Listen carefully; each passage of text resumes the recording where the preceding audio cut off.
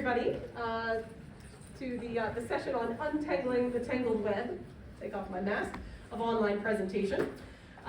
We are delighted to have an illustrious panel. I'm not so illustrious. I am Gail Hodges, the Executive Director of the OpenID Foundation, and I'm delighted to call several of these folks on the stage, my friends here and colleagues in this struggle to figure out how we achieve online presentation for digital identity credentials. So let's start going down the line with a few intros. So would you like to get us started? We're gonna have to figure out which of the some aren't friends on here in the love I know. So Ryan Galuzzo, I'm the Identity Program Lead for this Applied Cybersecurity Division. In that role, I kind of help coordinate a number of different projects we have at the National Institute of Standards and Technology, focused on identity and connecting those projects and kind of establishing a strategic view on identity. One of the other things that I do is I'm the co-lead on our mobile driver's license project within the National Cybersecurity Center of Excellence, which I'll talk about a little bit more throughout this presentation. That's right. John? John Bradley. I'm involved in 2 to 3 of the 4 European large-scale pilots on national IDs. I'm also one of the editors of the FIDO specifications, looking at how FIDO can be used for key management for verifiable credentials, and also one of the authors of the Federation spec, the OpenID Federation spec, looking at how we can establish a trust framework and not wind up having localized islands of identity. Ajay Gupta, Chief Digital Transformation Officer for State of California Department of Motor Vehicles. Very focused on transforming the business for Californians. All 31 million Californians will be able to identity for. Also sponsoring the mobile driver's license for State of California, as well as the digital wallet. And I'm Rick Byers. I'm the web platform area tech lead on Chrome at Google, and I've been in the web space for a long time, but I'm pretty new to this identity space. It's my first time at Identiverse. Thank you for having me. And I'm just excited. I think we're undergoing a process of raising the level of abstraction of what the web is. Privacy and other things are forcing us to really think about the web as a platform at a higher level and have things like browsers and operating systems reason about identity. And I think that's an exciting opportunity for all of us. Great. So I'm just going to take us through a little bit of admin for the benefit of the group in case we need it. So if we need definitions, conduit communication protocol that provides security and interoperability when passing a payload being the formatted information sent through it. A digital identity in the context today is that set of electronically captured or stored attributes, taking the definition from the OECD. So that's what we are referring to in our discussions. And there's a couple different ways to talk about centralized versus decentralized. John just spent about 10 minutes in our last panel talking about how he dislikes the term decentralized as being more of a marketing term, but it does offer some privacy benefits to when you introduce a wallet into the mix.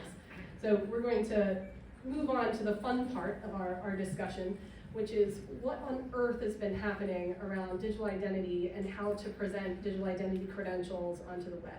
Some of you that I'm guessing have packed yourselves into this room is that you might have been following some of the fireworks over the last couple of years that this debate has been going on, because worlds have been colliding. Very different players have been colliding. So we have at least 4 different standard bodies in the mix. Who is going to jump in and take us through the 4 groups first? I think I was nominated to do that. I work for the National Institute of Standards and Technology, so everyone said you should talk about the standard stuff. And actually, if you could hop back real quick to that decentralized versus centralized picture. This is a pretty simple picture, right? If you look at this concept of either centralized or decentralized, it looks like, hey, we should be able to just write a thing super fast and be done, right?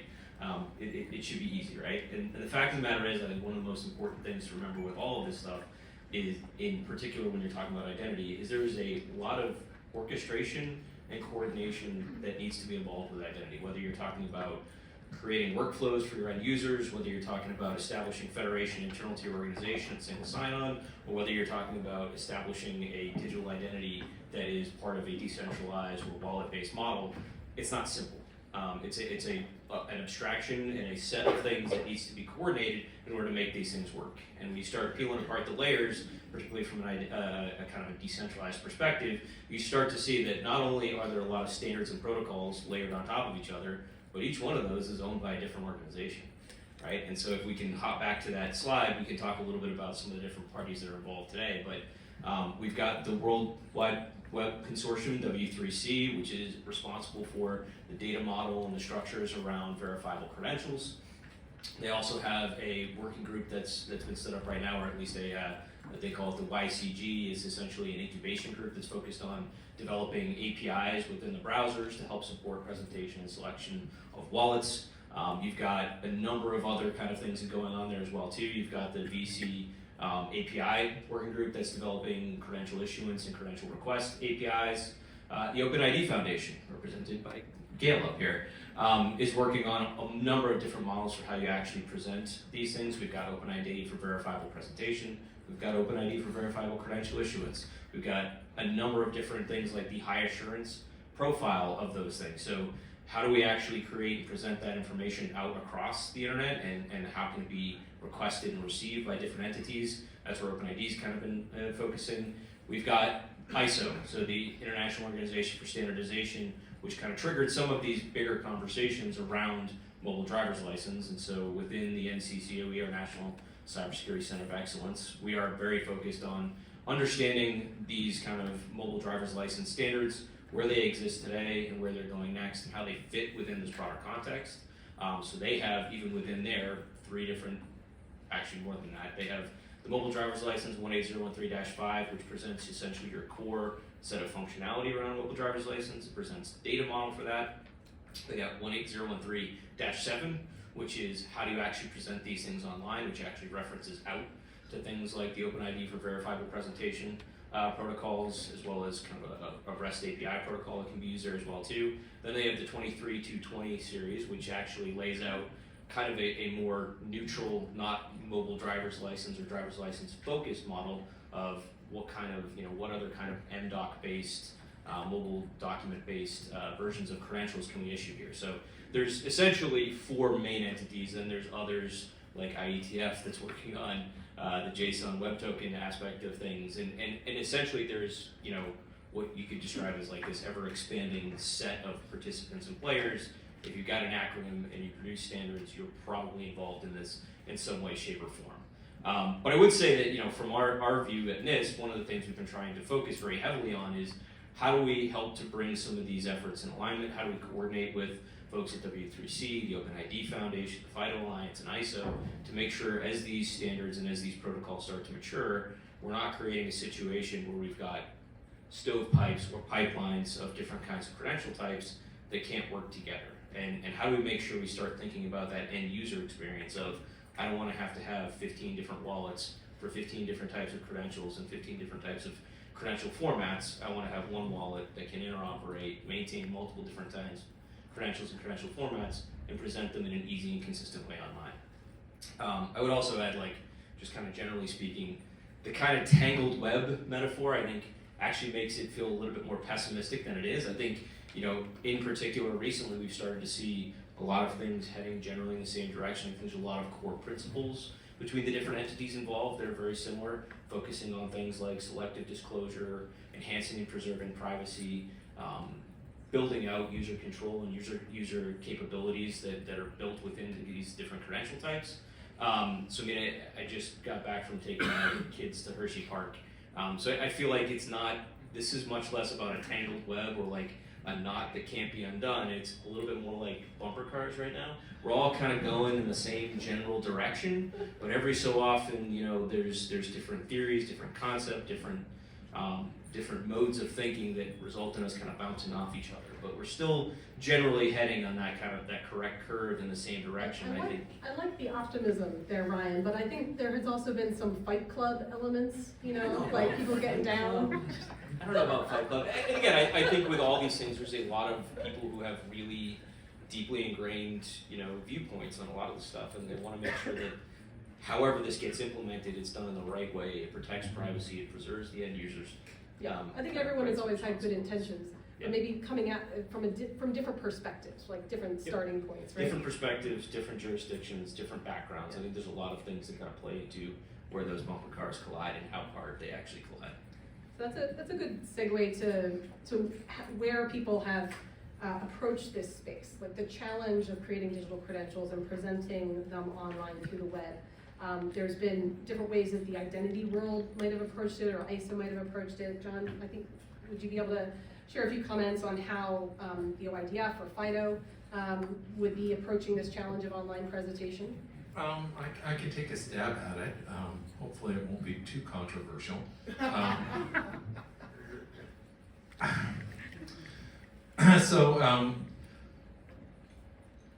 So Tim Berners-Lee, who basically is, the person who drove the web standards, W3C, has a vision of something called the semantic web, where based on RDF, which is a data representation format, you can traverse the web and discover everything about everything else. Sort of a philosophical view. And the W3C verifiable credentials data model format fits into that. So it's basically RDF based and fits into the overall sort of world data model so you can publish these things on what originally the design for them was things that get published on web pages can be signed as part of a web page making statements about things on the web, which sort of makes sense in that context. Not everyone needs an open or closed world data model for a driver's license. So there has been moves to take some of the verifiable, not all verifiable credentials are W3C verifiable credential data model credentials. So there's a number of different formats. The ISO has created the MDoc format. At IETF, we created selective disclosure JOTs which are conceptual at a high level. They're very similar to ISO MDocs. There's a few subtle differences, but essentially they get you to the same place where the holder can selectively disclose individual fields.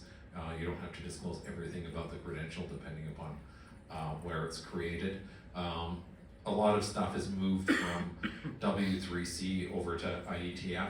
I'm co-chair of the of Jose, where we're developing JWP, which is the zero knowledge proof version of the Jose stack, where we can use advanced cryptography.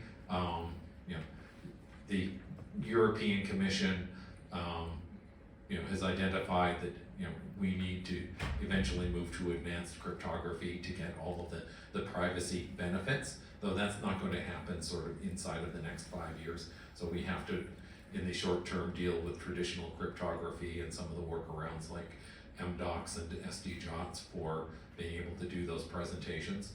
And OpenID has been dealing with the more or less traditional plumbing. How do you get a credential into a wallet or holder? How do you get that credential from the holder to the to the verifier? And how do all of these people trust each other and trust, at least from the is this a multilateral federation point of view, is much more complex because we have more parties. Originally, you had if somebody's logging in with a Google credential, you have a bilateral relationship and you know what Google does. And if it's a Gmail address, they're probably authoritative for that. We have login with Facebook and login with Azure. And all of those tend to be represented as bilateral relationships where everybody knows what's going on. But now we don't want all of the issuers to issue their own wallets. You want multiple you want people to be able to choose a wallet and put credentials in it. So the issuers have to be able to trust the wallet. they have to be able to trust that the wallet does the right thing with the credential and has the appropriate security. So, you know, what do wallets need to do to express their qualities to the issuers so that we don't wind up in a world where there are per credential wallets, which is something that some people think is kind of okay. We also don't want the other end where only the platforms can hold these credentials and are the only ones that are trusted. We also need to figure out how the RPs can be trusted by the wallets who are acting on behalf of the issuers. So does every relying party get every element of a driver's license or a passport, etc.? Who gets to ask for this information? Under what conditions is it disclosed? With my research and education hat on, we have entity categories in Internet 2 and the other research and education federations, which govern what attributes a given relying party will get under what circumstances. I imagine that similar sorts of assurances are going to need to be put in, and relying parties, how do they get trusted by everyone? If a relying party in Europe gets a QWAC, which is the European Trusted Certificate for an entity, how is that trusted by California? Are we going to have relying parties have to figure out where your browser is coming from and give you a different certificate, depending upon what wallet you might hypothetically use? We also have the browsers who quite legitimately don't want to leak privacy information, and that's in the W3C side, where we're looking at the browser API for doing this, where we don't want to leak what wallets a given user has to relying parties.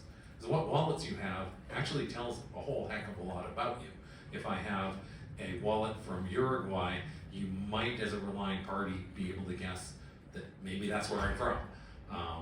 If you have a wallet from American Airlines, then maybe I'm an American Airlines customer.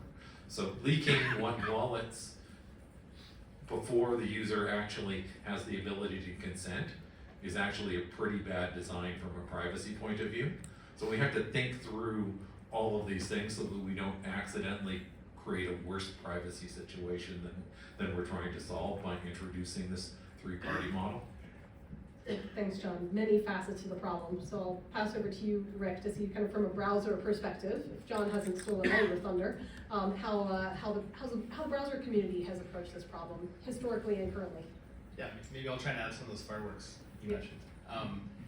Even within these groups, right? So within the W3C group, we're many different groups, and so for example, there's a group of folks who've been working on defining things on top of the web platform, JSON formats, and there's verifiable credentials. The credentials community are working for years to do great work defining all these types of credentials. And then at some point they asked if the browsers would help them out, and we were all like, oh no, that sounds scary. Government identities on the web. We're working on trying to improve privacy on the web. We don't want to touch that. It's 10,000-foot pole. And then at some point we realized that it was going to be counterproductive. That there's so much momentum around the space. Digital wallets are already in wide use. In particular, the EIDAS regulation is really going to accelerate use in Europe. It's going to compel a lot of parties to accept these digital credentials, including Google as an RP. And so we realized, oh, actually, we're probably not doing anyone any favors by kind of sticking our heads in the sand and saying we don't want to be part of it. And so the first thing we did was Apple had this proposal for a browser API for exposing MDOCs and MDOCs only. And we said, oh, that sounds good. We're gonna block this custom schemes you all are using. We think that's bad. We're just gonna block it in Chrome, and we're gonna use this. We're gonna support this MDOC API instead, which was really stepping in the middle of something we didn't realize we were getting in the middle of. Right, this whole fight over what are the formats that credentials should be in? What are the different protocols for talking to them? And so we very quickly got a lot of feedback that was a pretty narrow view of the problem space that we were new to. And then we spent about a year trying to undo some of that, trying to build trust with the different groups and trying to say, no, okay, we want to understand the space better. Help us understand how the browsers can help you, and realize we needed instead to come up with a primitive that was format agnostic, that supported an open ecosystem of wallets, not just wallets from big tech companies, for example. And we came up with some principles around that, tried to shop it around, and that's what we formed this W3C group around now. But it was an awful lot of learning, bringing different communities together. And even now, right, within the W3C, we have our groups that are focused just on privacy. And as we start to talk to them about this stuff, all of them are like, whoa, this all sounds scary, you shouldn't touch it. And even amongst the browsers, at the moment we have the Chromium project, represented by Google, and the WebKit team from Apple saying that they support adding this API, and we have Mozilla saying that they're opposed to it because they're worried about what negative things might happen as these credentials are used more and more online. So it's complicated, but I agree with Ryan that we're mostly trying to achieve the same outcomes. It's just very unclear. How do you achieve high security, high privacy, low friction, at this ecosystem scale of the entire internet, and and protection from all these bad actors? Everyone's opinion kind of differs on how do we actually put ourselves on that course. There was a huge evolution. So before we go into some of the government challenges, I actually was going to tap on you, Ajay, to say how you thought about implementing and going live in an environment where these things are still getting worked out. Right? It's a real struggle for a government implementer to find their footing when the sand is shifting. Yeah, it's an excellent question. Something I deal with myself and the team that's putting together the digital wallet that we've created for California, which is the reason why it actually coincidentally has this unique hybrid approach where we are supporting more than one format for the digital credentials. We support the ISO format, but we also support the verifiable credential format at this point in time. So that's pretty unique. I want to say, while EU has talked about this particular aspect, we are the only ones at this point in time who has actually implemented this hybrid approach. And the reason for that was exactly things are moving. There is VHS and there is Betamax, right? Who's going to win the race at the end of the day? We are not necessarily interested in calling out a particular standard, if that's good or not. We do have some basic principles that haven't changed around security and privacy for our residents in California. And as you know, California has some of the strictest privacy laws in the nation, so kind of staying in line with that. But also, it's while you all are really working on, so by the way, honored to be part of this esteemed group talking about these standards. While you're talking about the end state, my problem is not just in space in terms of getting where we want to get to, but also in time. What do we do till then? We have already established that the current implementations of how the identity is proved and how the identity is verified is really subpar for the digital world, right? We still will take a photocopy of a passport or a driver's license and we'll have tons of operational costs and still have a risk at the end of the day associated with the fraud for the services that we provide to Californians. So we know that we want to get there as soon as possible, where we have cryptographically safe digital credentials available for people to present. We reduce the operational burden, we reduce the transaction costs, and we give the power to the holders the same way they have with the plastic card today. But while doing that, not avoid the digital trace that becomes very big problem as soon as the digital credentials are out there in the world. So all those problems, kind of thinking through that, that's why we started to look at these standards. That's why we have this hybrid wallet. That's why we have the first online implementation of a digital credential in the nation at this point in time that lets you log in, that lets you verify your identity at this point in time. The reason for that is we know that whatever we are doing at this point in time is better than what we have today with the physical world. So a lot of that, and also the problem of the digital trust that you talked about, the practical problem for us as well, when somebody is presenting the information, given this new world that we are living in, because plastic cards have been out there for, 100 years, this is all new. Residents are not trained to know what is good or what is bad for them. So right, there's that initial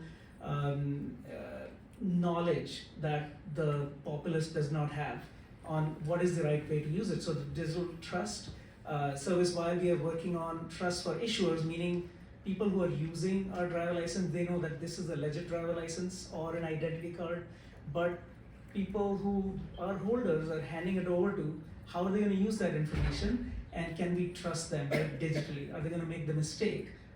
Is it going to, by mistake, release the information and now that becomes permanent problem because now all the digital identities has been shared in an ecosystem that's really bad for us.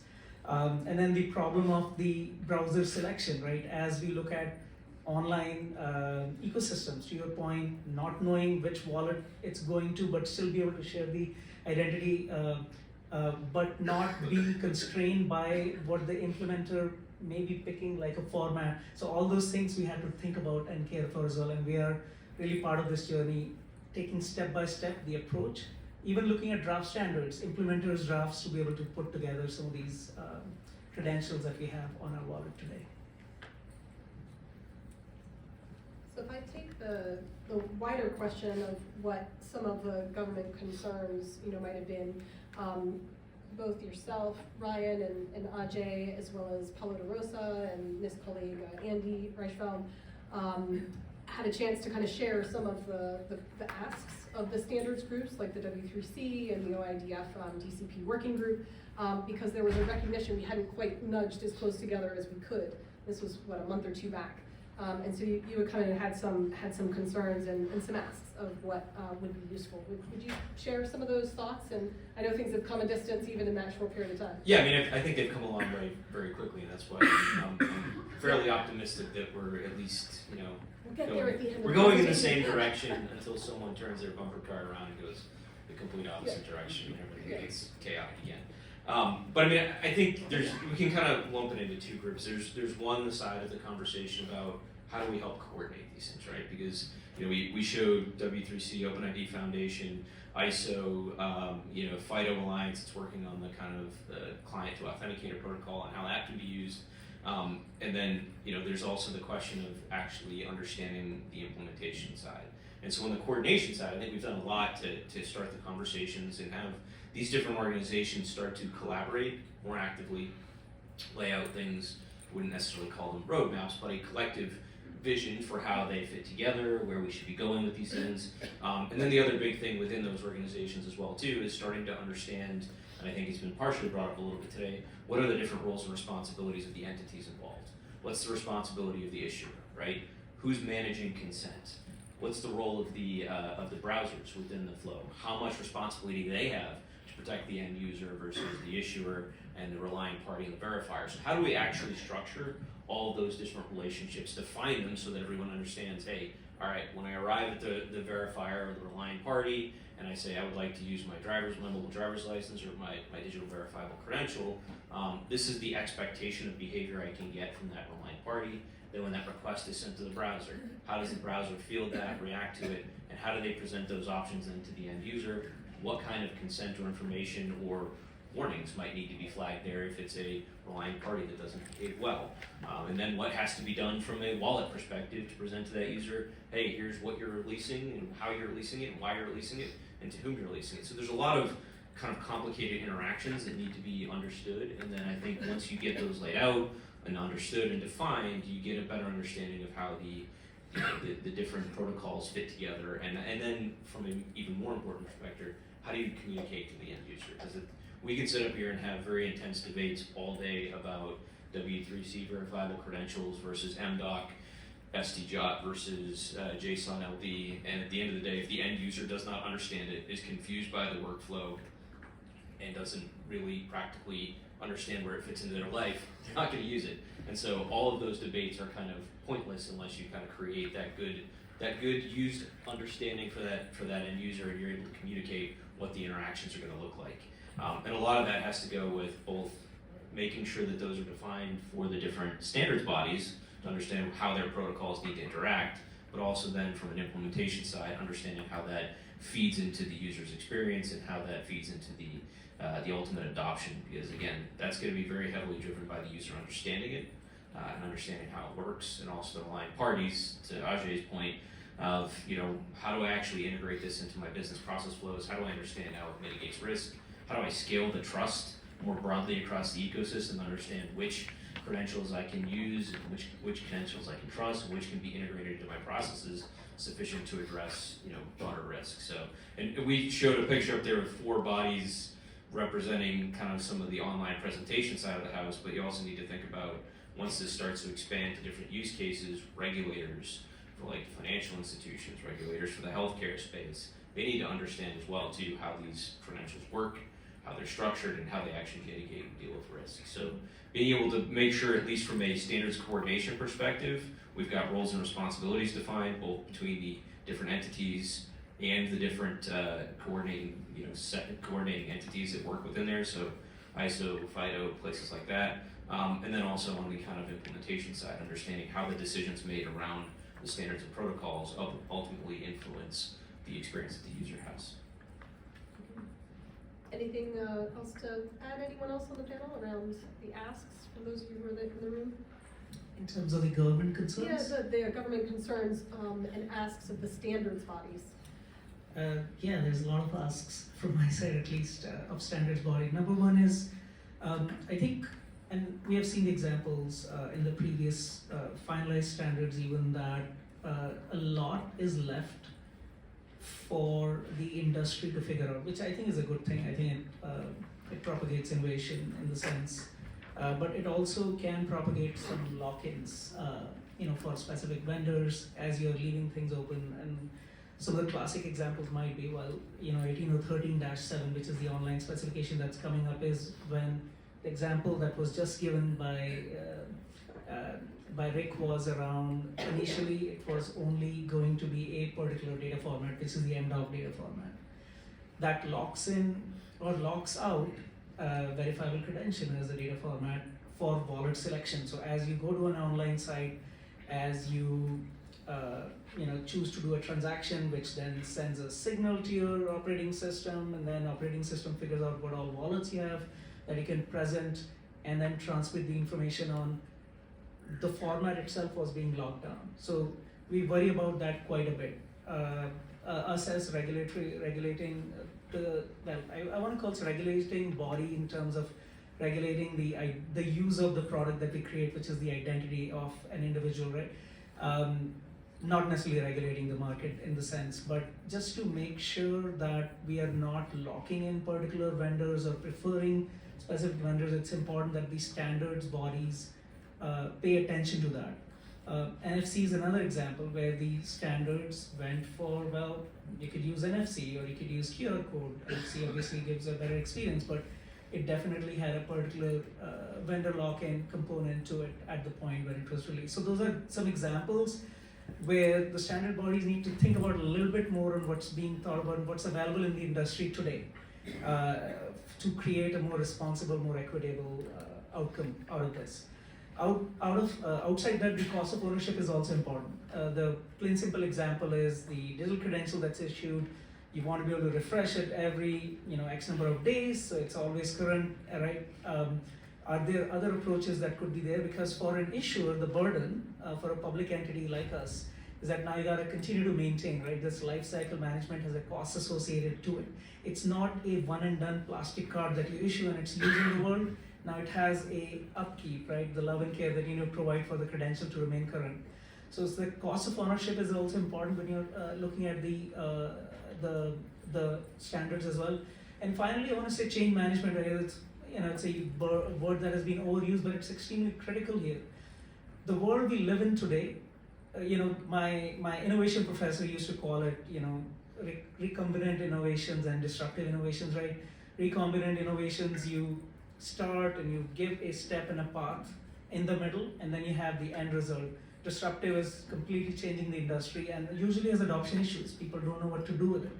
And it could work, it may not work depending on the time and the need.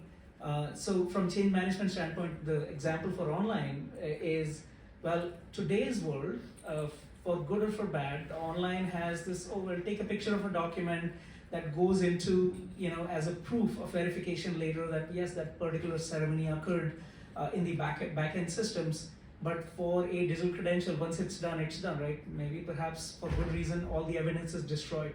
Should we be creating some sort of evidence for internal auditors and for even for internal operations to be able to verify who are used to something physical. Well, physical is not the right word. Something digital that's visual, right? Cryptography is not digital, that's visual. So how do we create that or fill that gap in so you can actually be practical and pragmatic about the approaches? So those would be the asks of the standard bodies. Yeah, and I would say that to kind of build off of that, one of the things we're trying to do within the National Cybersecurity Center of Excellence, who's familiar with the National Cybersecurity Center of Excellence? That's actually a pretty decent number of hands. It's kind of a branch of NIST where we do applied research. We actually bring technology into a lab. We try and do these things that they're focused on the practical build out of what this could look like in the real world. And one of the things we are very focused on is we actually have a mobile driver's license project that is ongoing right now. We're hopefully getting CRADAs out very soon to actually be able to announce who our partners are going to be. But one of the main focuses is being able to look at how mobile driver's license verifiable credentials can be applied to specific verticals, specific communities, and how can we actually understand what the requirements are so we can start to look at things like Ajay brought up of like, what are the flow down requirements that need to be applied to an actual process, a business flow, to be able to say, all right, this is how we use this in a way that's consistent and compliant with what is expected from that organization. So looking at things like in a financial customer identification program use case, what's the audit trail that needs to be established? How do we get the auditors and regulators to understand this is what's available now, this is what's not available, based upon how these things are structured? You're not going to have a photocopy of a driver's license. What you might have is some kind of signed representation, some kind of cryptographically protected version of it, but you're not going to have that same thing that you had before. How do we help communicate that to regulators? How do we help them understand the value of that when it comes to their actual processes and practices and risk mitigation? So that's one of the things we're really looking at is how we can also communicate outside of the technology lane to the auditors, to the regulators, to the compliance folks, so they understand this is how it fits into your overall scheme and allow you to make more effective adoption decisions from an implementer's perspective. So Ryan, that's a great transition to the next block, which is ideal because teeing up the NCCOE as a real world way of demonstrating the use cases and the -7 implementation and the different options is incredibly useful. And I think you're going to get lots of CRADAs, so I think you're in a good place. Maybe you're swarmed with CRADAs at the moment. I wanted to go on and show briefly the demonstration that we have Ajay of the California DMV credential. So I'll tee that up, and then I'm going to come over to you, Rick, and we'll talk about the work that's happening with W3C right now with the Digital Credentials API, both of which are steps in a new direction here. So do you want to intro this slide, and then I've got the video on the next one. If you want to let people know what they're about to see. Sure. So we've dabbled with two different online use cases at this point, and one is to verify identity, which essentially replaces your need to upload a passport or a driver license, and also have the back office auditing in place. And the second one is plain simple, being able to validate you as who you are and being able to then get online services, which is plain simple passwordless online identity verification or online signing. So that would be the intro. All right, let's see if it works, if the demo gods are with us. I mean, it works. She's talking about internet connection. Internet connection. No.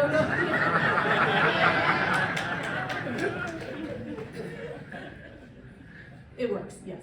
The solution works. Should like a 10-second snippet, I believe, right? If I take it out. Click on that link, maybe that will work. Just there you I think I gotta go in. go. This even Playing has on my sound. screen. It's not helping. Oh, you just have it. There you go. Oh. Just leave it right there. I don't know if it's showing on that screen. That's what she's done. It's not. So Yeah, you're it's not dragging to showing the up other there. screen. Or I can just talk about it. There's nothing special to Or see. you can all come up here. It essentially is a way for. If you have trouble remembering your username and password hear it. to log into your MyDMV account, don't worry. The DMV offers you an easy alternative by using the secure and You can convenient still not see. DMV Wallet and Mobile Driver's License app. If you're using a computer or laptop, go to dmv.ca.gov/mydmv Oh dear. So we're and click talking- the DMV wallet icon at the bottom of the page. A QR code will appear on your screen. Now, open your DMV wallet on your mobile device. Since they Use cannot the see, QR code. I can just describe Scan the it. code on your Is that okay? computer. Yeah. Yeah, Then tap the I accept actually button can't turn on it the off next screen. either, so. And you'll see you've successfully accessed your My The DMV interesting account. question is whether You'll or know not it's you're going logged to in keep when you see your So- name. It's not my at the computer, top of it's the somebody's page. computer. So whoever is a California resident, Oh, okay, I can at least stop it. Hold on. If you're using the so whoever is a California resident can actually do that on www.dmv.ca.gov. If you're looking for online service, just go and look for use my MDL, assuming you have an MDL at this point or the California DMV wallet.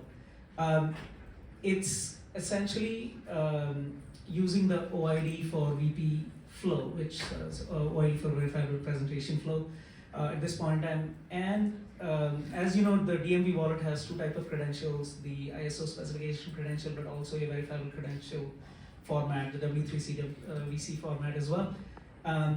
Every single time somebody gets their mobile driver license after verifying their identity, which requires liveness and possession of the card, and us matching the information and the photo, and that you're real, you're you, and you are who you're claiming to be.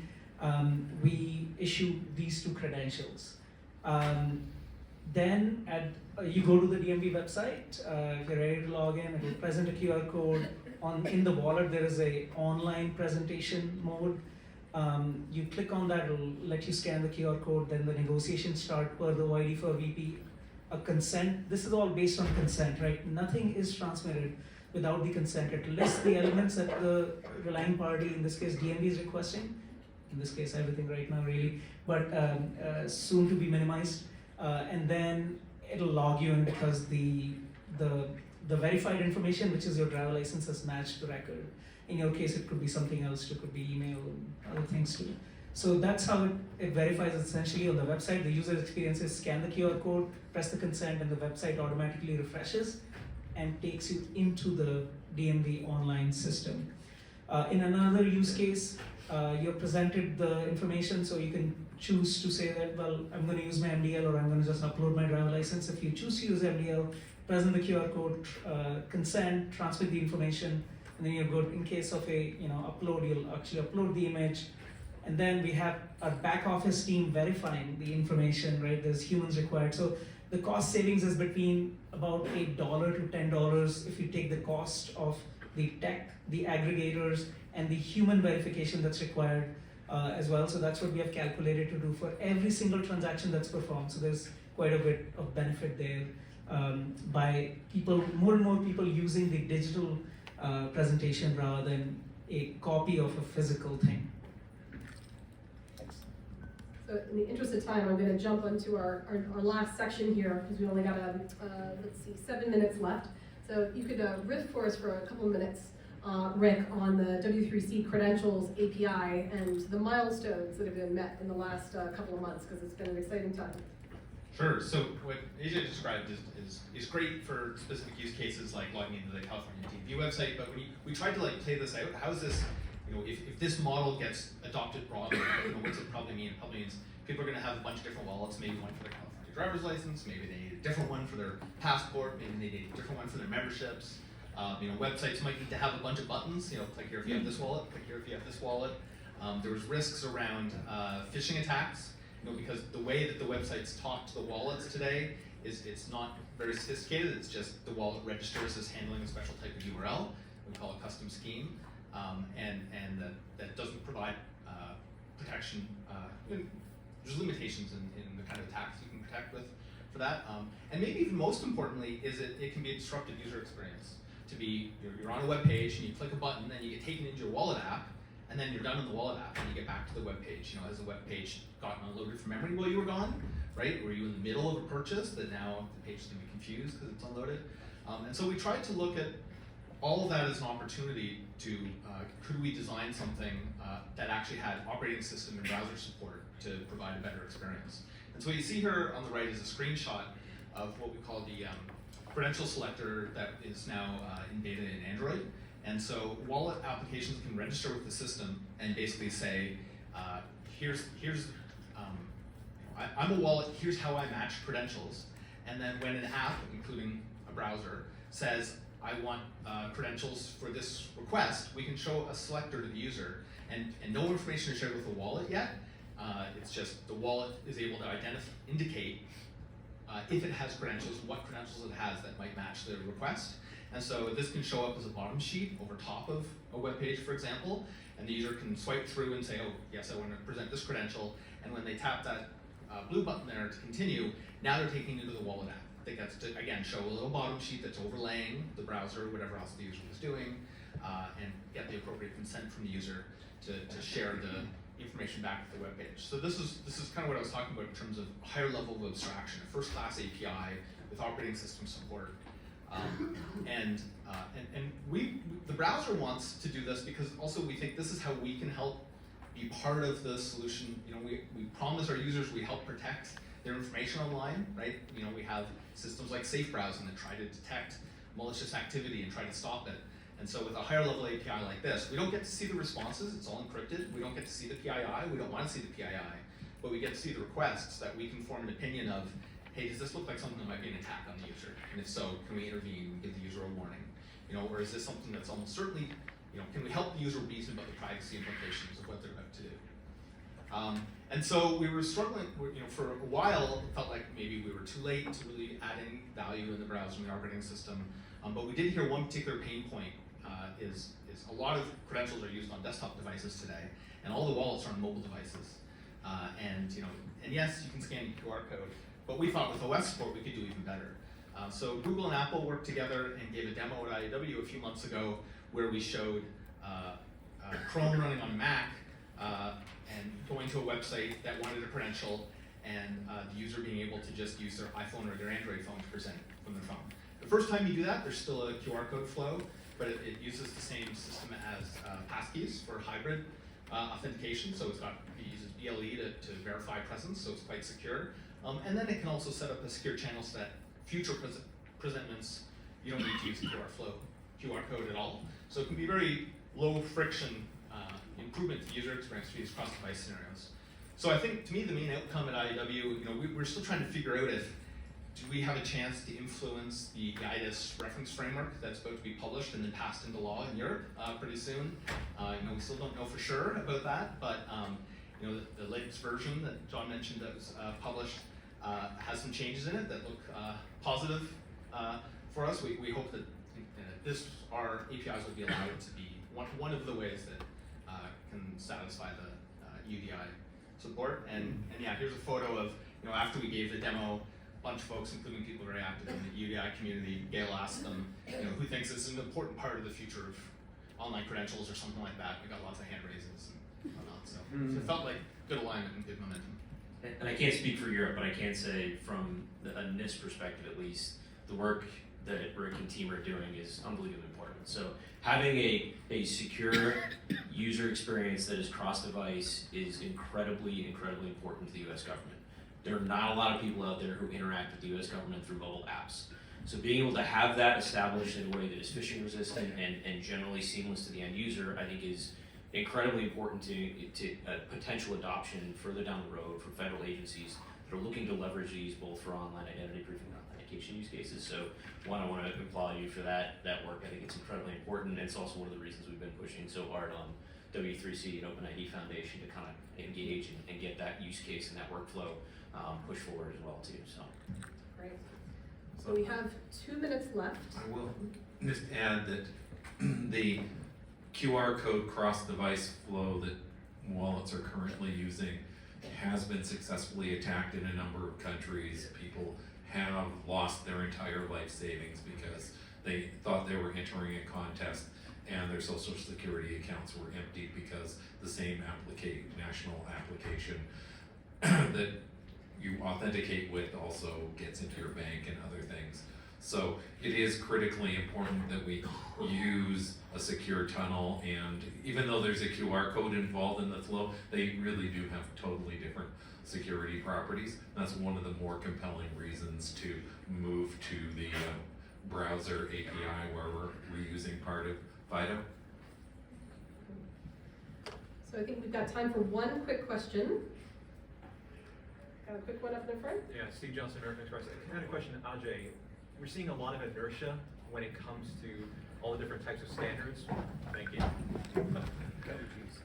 Thank you, appreciate it. We're seeing a lot of inertia when it comes to the different types of standards, not wanting to make any moves into this space until some of this gets sorted out. Is there any quick background you can give on the conversations that led to the decision to adopt a hybrid approach? I mean, you said it's better than what we're currently doing, but was that kind of a unanimous point of view, or was there some selling that you had to do to take action? Well, at a minimum, we wanted some footprint of whatever we do. So we knew that with ISO spec, we had footprint with TSA as the actual use of these credentials. And we knew with verifiable credential, we had a footprint with this age verification system called TrueAge. So those were the starting points for us, where you have, well, at this point, I'm 26 airports, but hundreds by end of this summer. And then also with TrueAge, thousands of POS devices, right? And then we knew with online that it's ripe for public sector use cases, with California Department of Motor Vehicles obviously as a starting point, just to kind of showcase what we are doing ourselves. But our employment development division, right? The EDD for unemployment benefits and things like that, saw a whole lot of fraud. Corrections, there is health and human services for homeless, etc. So we already had mapped out the demand for the type of use cases and which particular standard is right for use. So that was a really our thought was we need to have some use cases that are ripe for adoption. So start there. Otherwise, it's a catch-22 problem there. You don't get adoption till you have use cases, and you don't have use cases till you have adoption. So that is our criteria. And the one thing I will add on to that as well too is from a NIST perspective, we are looking to actively integrate the concept of whether you want to call them mobile driver's license, verifiable credentials, or some other version of the kind of digital representation of identity online into our digital identity guidelines. So we're looking to integrate them in as part of the identity proofing process. We're looking to integrate them in as part of the authentication process, and then tying that all together with guidance that comes out of the Federation in 863C for how you actually implement and present that information as part of the workflow. So I will say for Europe, we're looking at all of the nations are looking at doing a hybrid approach with both MDOC and selective disclosure JOTs, and eventually moving to some sort of JWP with zero knowledge proofs. So it's sort of having format agility is important because we're not anywhere near being able to deploy the ideal solution at the moment. So it's like crypto agility. We're going to move both format and the underlying cryptography to newer things as they come along. Great. Thank you. Thank you. So I think we'll leave you with this picture, that we're in a much better place of consensus than we were many moons ago. Certainly over the last 18 months to 3 years, it's made incredible leaps forward in the last few months. Thank you to our panelists. Thank you to all for attending.